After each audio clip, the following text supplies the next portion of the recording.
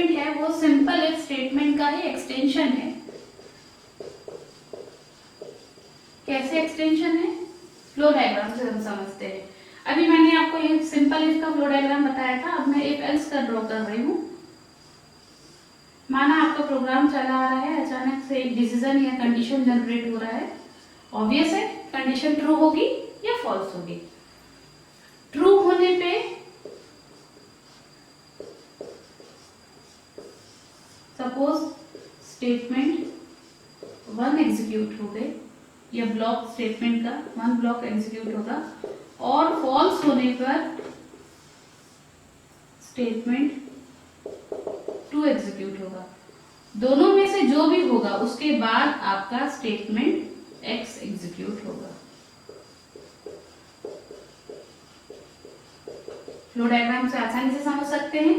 Condition या true होगी या फॉल्स होगी। माना कंडीशन ट्रू है तो स्टेटमेंट 1 एग्जीक्यूट हो जाएगा, उसके बाद आप प्रोग्राम के आगे के भाग में चले जाओगे। उस केस में इस भाग में या स्टेटमेंट 2 एग्जीक्यूट नहीं होगा। और अगर कंडीशन फॉल्स हुई तो स्टेटमेंट 2 एग्जीक्यूट होगा और उसके बाद आप प्रोग्राम के आगे के भाग में चले जाओगे। उस केस में स्टेटमेंट 1 एग्जीक्यूट नहीं होगा। आइदर और, जो हम इंग्लिश में पढ़ते हैं आइदर और, यहाँ पर भी वही है, इफ एल्स। इसको हम इसके सिंटेक्स को समझते हैं, बहुत सिंपल सिंटेक्स है। इफ फिर एक कीवर्ड है, यहाँ पर हम कंडीशन लिखते हैं। ट्रू पार्ट के लिए वो सभी स्टेटमेंट जो इस कंडीशन के ट्रू होने पर स्टेटमेंट एग्जीक्यूट होंगे वो यहाँ पर लिखाते हैं। फिर हम एल्स पार्ट के लिए एक कीवर्ड यूज करते हैं, एल्स, कर्ली ब्रैकेट ओपन करते हैं, और वो सभी स्टेटमेंट जो इस कंडीशन के फॉल्स होने पर एग्जीक्यूट होंगे वो यहाँ लिखे होते हैं। ये सिंगल स्टेटमेंट भी हो सकता है, मोर देन 1 स्टेटमेंट भी हो सकता है, डिपेंड करता है आपके क्वेश्चन पर।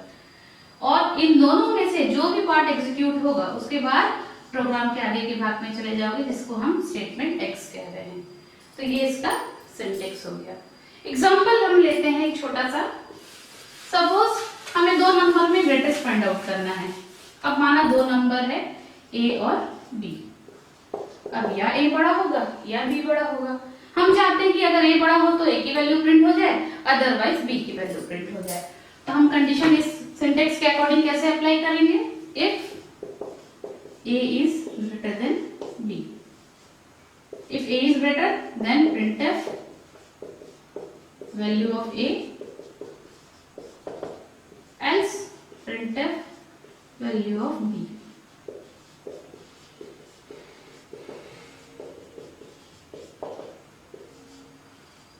और एक आपने मैसेज प्रिंट कर दिया, printf